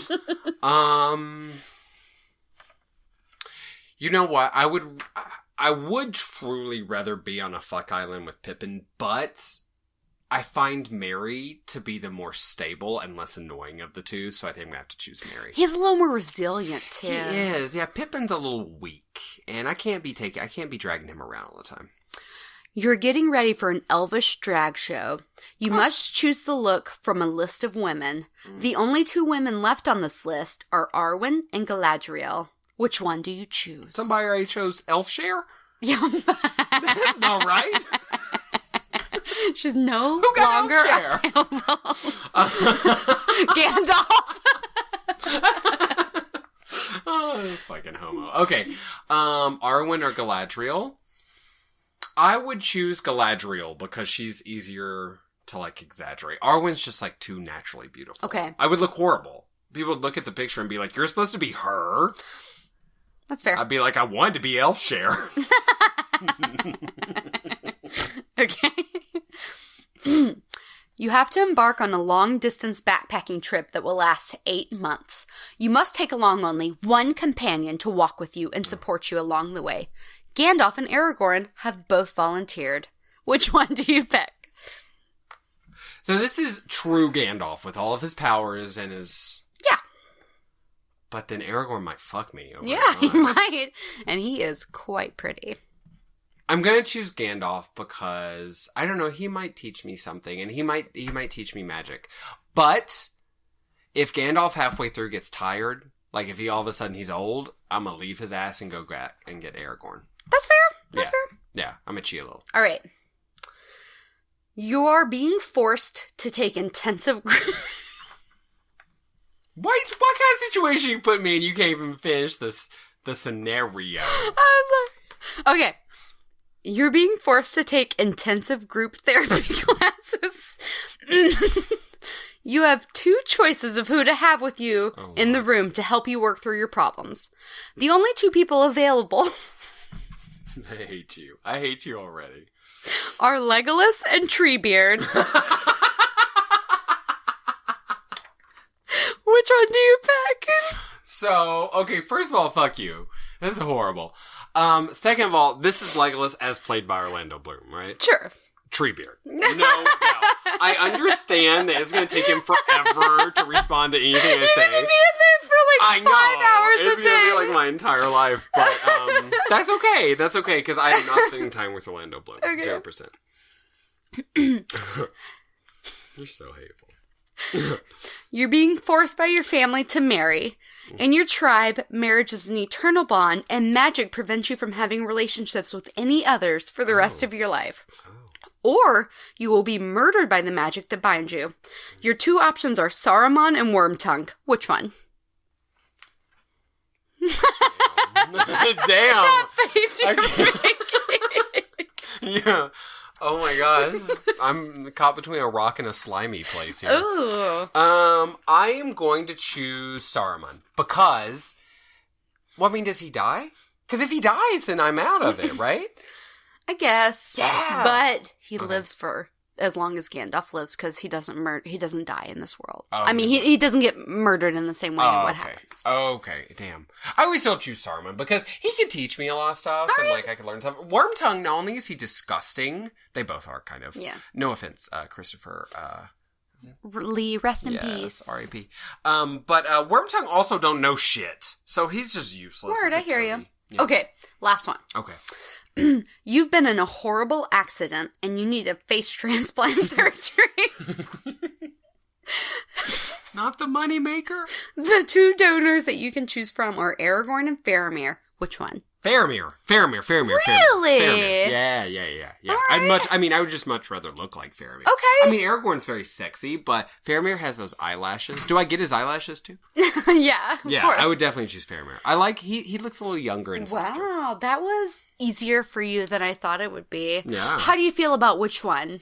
I like it. I think it's super fun. I think it's great too. I'm going to prepare I tickled myself when I was coming up with it. So you're so hateful. Okay. Intensive group therapy face transplants. It's like pulled from my real life. So Morgie, now we've done some new games this time around. Thank you for bringing those to the fore. You're welcome. I love them.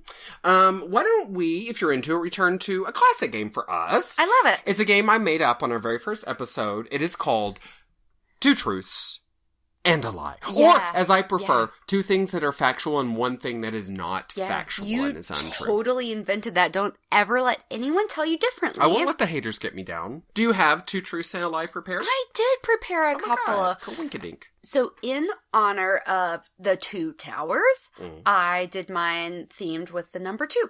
Okay. So, here are 3 choices. There's 2 things that are factual, one thing that is false. False. It's an alternative fact. It's an alternative fact. Oh my god. 2 factual things and 1 alternative fact. I have 2 full-blooded siblings. Possibly. Okay. I have 2 living grandfathers. Possibly. I have visited 2 European countries. Possibly. So you really set me up for failure as a friend here, because I definitely should know if your siblings are full-blooded. I mean, it's so convoluted. That's true. Yes. Okay, so, I hope I'm not wishing death upon a person who's still alive, but I am almost certain, Morgie, that I remember your grandfather passing away. But I'm going to be really embarrassed if I'm wrong. I might flip this table and just let you know. So, I am thinking that you have a brother and a sister who are full-blooded, yours. I feel like you visited more than 2 European countries. But no, I have a very maybe I'm wrong. I have a very distinct memory of your grandpa passing away. Oh, but you said just 2, so you could have had more than 2. Oh, fuck. See, now that's the... I think that the lie is that you've been to more than 2 European countries. Ding, ding, ding. Yes! Did your grandpa pass away? Yes. So okay, my... I mean, not... I'm sorry. Wow. Yes. So one of my grandfathers passed away, but I have like a step grandpa situation. So I still have, for like the other side of my family. So I still have 2 living grandfathers, technically. And I have only been to 1 European country, which was Italy last year, and I would love to go to a million more, and we were just talking about that. We're going to plan that. We'll see you there, it's European happening. Fans. Okay, so I have some facts and alternative facts for you. Ooh, lay it on me. Also known as lies. These are all Andy Serkis themed. I love it. I do too. I love Andy Serkis. So he obviously played Gollum / Smeagol in the movies. He did... Well, he was the CGI how do you describe exactly what the role he did like the green screen version. So he wore like this weird bodysuit with like these like dots all over him. Yes, and the voice. He's the voice. Okay, yes. so oh, and then he plays, and then you see him in the third movie, like real life. He's a real person. Yeah. Okay, so first, Andy Serkis fact. He also did a similar position and played King Kong in the remake of King Kong. Mm-hmm. Mm-hmm. Could be true. Could be facts. Could be not. Okay, it is true. Okay, so you know that one. Okay. He is rumored, I'm adding another layer, to be the villain in the upcoming Black Panther movie. Okay. Interesting. Or his very first role in film, he played a hustler who dies of AIDS. I think that the Black Panther one is false. Oh! He's rumored. But he is rumored to be the villain. He weren't a hustler? No. No, Bubby. Nobody hustles but me and you, girl. Well, I'm foolish for getting that wrong. Yeah, but he has played, he's had like such an interesting career. He did the King Kong thing, and then he was like the main person on the Planet of the Apes movies. Like, he was? Both of those. Claudius? No, Caesar. He was Caesar. Yeah, Caesar. And then I think I actually wrote down a couple other things he did. Oh, no, this was just a real thing he did, but he was also in The Prestige, if you saw that. No. David Bowie was in The Prestige. Oh, it was like a movie about magicians. It was actually pretty legit. Check The Prestige out. Okay. Wasn't he in the new Star Wars movies too? Something? I thought I saw that on IMDb. It may have been a video game, though. Because you know they put it all I can't together. Remember. It may have been a voice. Not that I know of. But okay. he does all that stuff, and he's amazing. Awesome. He's like the unsung hero. We have like hardly. We should make sure to talk about him a lot. For sure. Because he's amazing. So good. Yeah. Love and him. in the appendices, you learn so much about his process. And it's like, it really makes you respect what that's like. Because you just think like, they just throw a computer up and like make a person. No, he does all that fucking work. He gets in like freezing cold creeks and like. That's when Gollum is chasing that fish through like the riverbed and he's like falling all over it with his old chest. Like Andy Serkis did that. Like I wouldn't do that. That sounds so painful. Well, it makes me so, like, happy to remember, like, seeing him doing those things and just how great he is. But, like, what are some other things that make you happy? Or sad? Well, you know, I am happy and I am sad. I'll tell you why I'm happy first, okay? Let's start on a positive note. I'm happy because I subscribed to Blue Apron a couple of weeks ago. They are not a sponsor, though. Blue Apron, if you're interested in sponsoring us, I would be so into that. We love you. Yes, I love Blue Apron. It's so legit. It's good. And I'm happy because I've made like 9 meals at home since I got that box. And you know, I am not a cook, Morgie. Do you remember when I made that bacon? I am not a cook. You remember when I made that bacon dill pasta? Yeah, you thought it was going to be like gravy. Alfredo sauce, and then instead of parsley, you used dill because you thought it was confused. The same thing. No, I just didn't. I thought I had. Well, yeah, okay, I did think. I mean, I knew they were different, but yeah. So I'm not a cook. So I'm happy that I've done that and subscribed to that, and like have been making meals and stuff. It's amazing. It's amazing. It's empowering. It is exactly. But I have to tell you, I'm also sad. Do you want to know why I'm sad? I do. I'm sad because we all die alone. No, that's not. That is true though. But no, that's not the reason I'm sad right now. I'm sad because I realize that I really still have to have the training wheels on when it comes to cooking. Like, yes, I can cook when I have the recipe and someone gets me all the ingredients and they essentially measure it all out and they take me on a step by step. I can make a meal. If you put me with the basic ingredients in the kitchen and, like, make something, Mickey, I'd be like, fuck no. Yeah. Or, like, I can just, like, saute it all together, you know? So I guess I'm not sad, but I'm just, like, nonplussed and unimpressed with myself. Okay. Yeah, but it can be a thing. I mean, yeah, it's bad for your ego, I guess, but I'm still proud of you for cooking. Well, thank you. Yeah. Thank you. I appreciate you. How about you? How you feeling? What you doing? Oh, man. With these seasons changing, I have so many emotions. Mm-hmm. So let me just tell you what I'm happy about. Yeah, hit me with the happy. I'm so happy that winter is coming to an end, though Game of Thrones will tell you differently. And And springtime is just on the horizon, and there's so much sunshine in our future that extends to like 7:30 at night. That makes me so happy. I can't wait for that. What I'm really sad about is the political winter that we'll continue to weather on. And we'll just have to endure the ignorance and the hate and just let our anger channel through our voices in every way that we possibly can. And it's just going to make our blood boil and prevent us from feeling the rush of endorphins that sunshine would normally bring for us. Mm-hmm. Preach, girl. So, Snap. That's what I'm sad about. And it's almost like this weird comedy, dark comedy Very at this point, where it's like you think you have this thing that we can talk about, and it's also topical that, like, by the time our listeners hear this, Donald Trump's gonna have said or done some more stupid shit that's gonna just, like, overshadow the horrible things he's already done. Yeah. And it's almost like you can't even bitch about it fast enough. You can't even, like, formulate your opinion quick enough to be like, and also that thing he just said is terrible. Like, there's no time. It's horrible. And I totally agree with you, Maury. And that, of course, makes me so. You saw my blog post that I posted. Oh, yes. It'll be a couple of weeks ago by the time people hear this. But, well, thank you. But I'm totally with you. And it's not even just the stuff he's saying. It's the stuff he's doing, man. Yeah. Like the actions he is taking. We were talking before we got on the air. ICE, which stands for, I forget now what the acronym stands for, but they're essentially like immigration control. They were in Austin, in our sanctuary city, last night. And we don't want them here. No, we don't want them here. And they are quite literally rounding up people on the streets who are parts of our community. It's crazy. Yeah. So, it's a horror. Yeah. It's really terrible. I'm sad too, Marty. You're not. Yeah. So, I'm happy for spring and sunshine, but sad for political winter. Amen. Yeah. Amen. Well, okay, so the world is over, but what do you have to plug, my queen? Yes. So you guys can always follow us on our social media, Instagram and Twitter, at BNBcast. Mm-hmm. Hit us up on our email if you have something you want to tell us. It's beautyandthebpodcast@gmail.com. Find us on Facebook. We have a page now, Beauty and the Bitch. Check us out.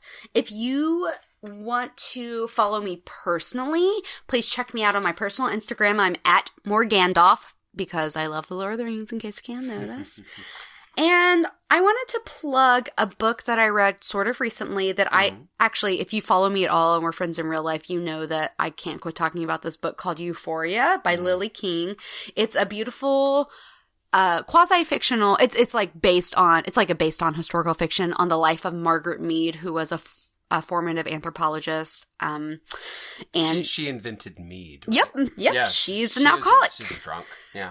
But it's based roughly on a part of her life, and it's beautiful, and it covers culture and life and loss and love and just all the like fine tendons that hold all those things together. Euphoria. It's a very quick read. I totally recommend it, especially if you just don't know what to read. Just shut up and listen to me. I would also like to plug the Wizarding World of Harry Potter. We haven't talked about this at all. I can't believe it. Yeah. We had so much to talk about. I'm so sorry. So I just took my sweet baby husband, Aaron, on a surprise birthday trip for his 30th birthday this week to the Wizarding World of Harry Potter. And if you're wondering, is it all it's cracked up to be? The answer is 100% yes. Like, I could not have drank their Kool-Aid more. It is, if you're a fan of Harry Potter, if you have loved Harry Potter since the 3rd grade like I have, I literally cried when I saw Hogwarts Castle. And it's just like a fake thing that they created. But you get to like walk inside of it to get to one of the rides. And they have done it the whole 9 yards. It's so beautiful. They spent so much time and energy and effort, and it's incredible. The rides are amazing, especially like the journey at Hogwarts is the best ride. There's so much, like, you can have butterbeer, you can eat at the 3 broomsticks, you can have fire whiskey and get drunk and go buy a wand, which I did.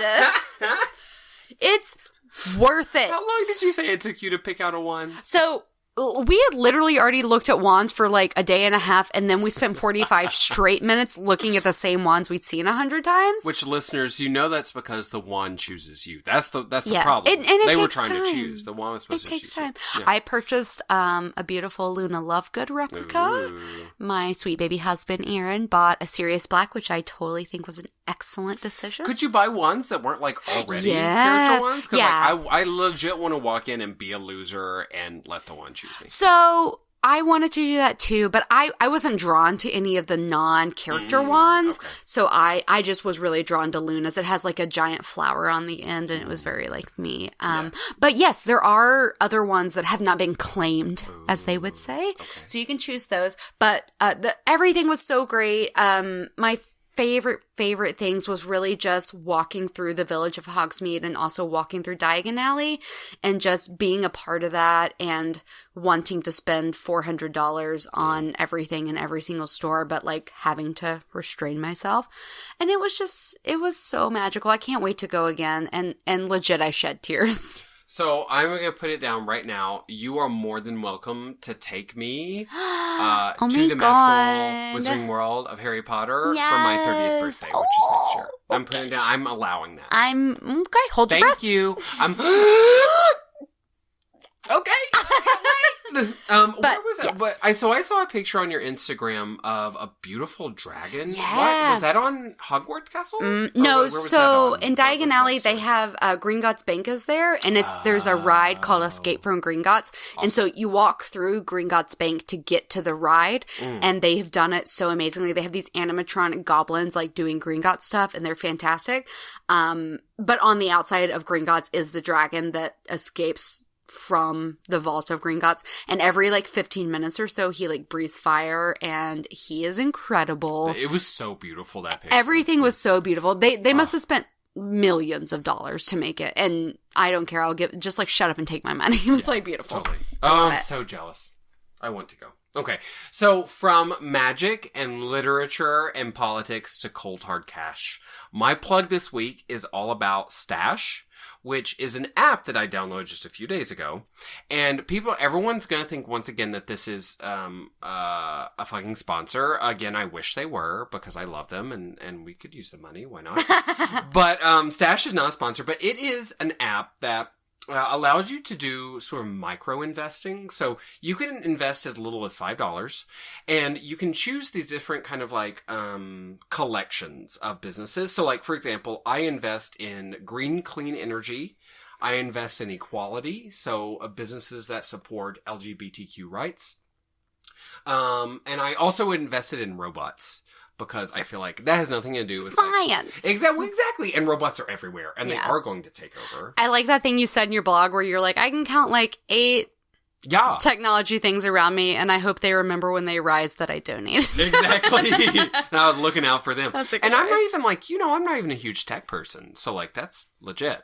But anyway, I would recommend everyone download this app and start to invest just little bits, because, you put this money away, and then in the future, you can go to Harry Potter World. Yes! Or you can take everything out and fight and be part of the insurrection. Or that. Or you can do both. Yeah. Right? It's really easy and much, much better than investing through your bank, which I tried to do and was a horrible process. Okay. Do you have anything else, Margie? Just Content Club! All right, BBs, what to expect for the next episode.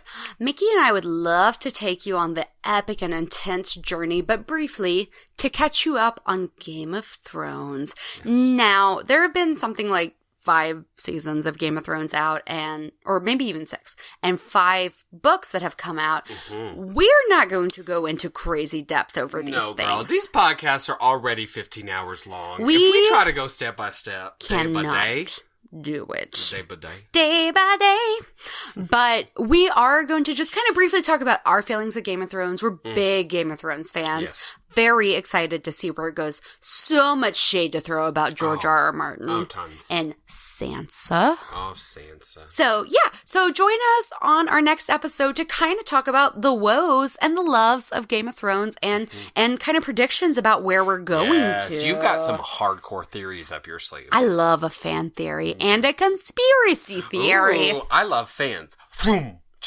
Now I'm pretending I have a fan. You're such a Marjorie Tyrell. That is a compliment. It is. I She's love her. fabulous. Yes. Yeah. So more on Marjorie and other things that we love and hate about Game of Thrones next time.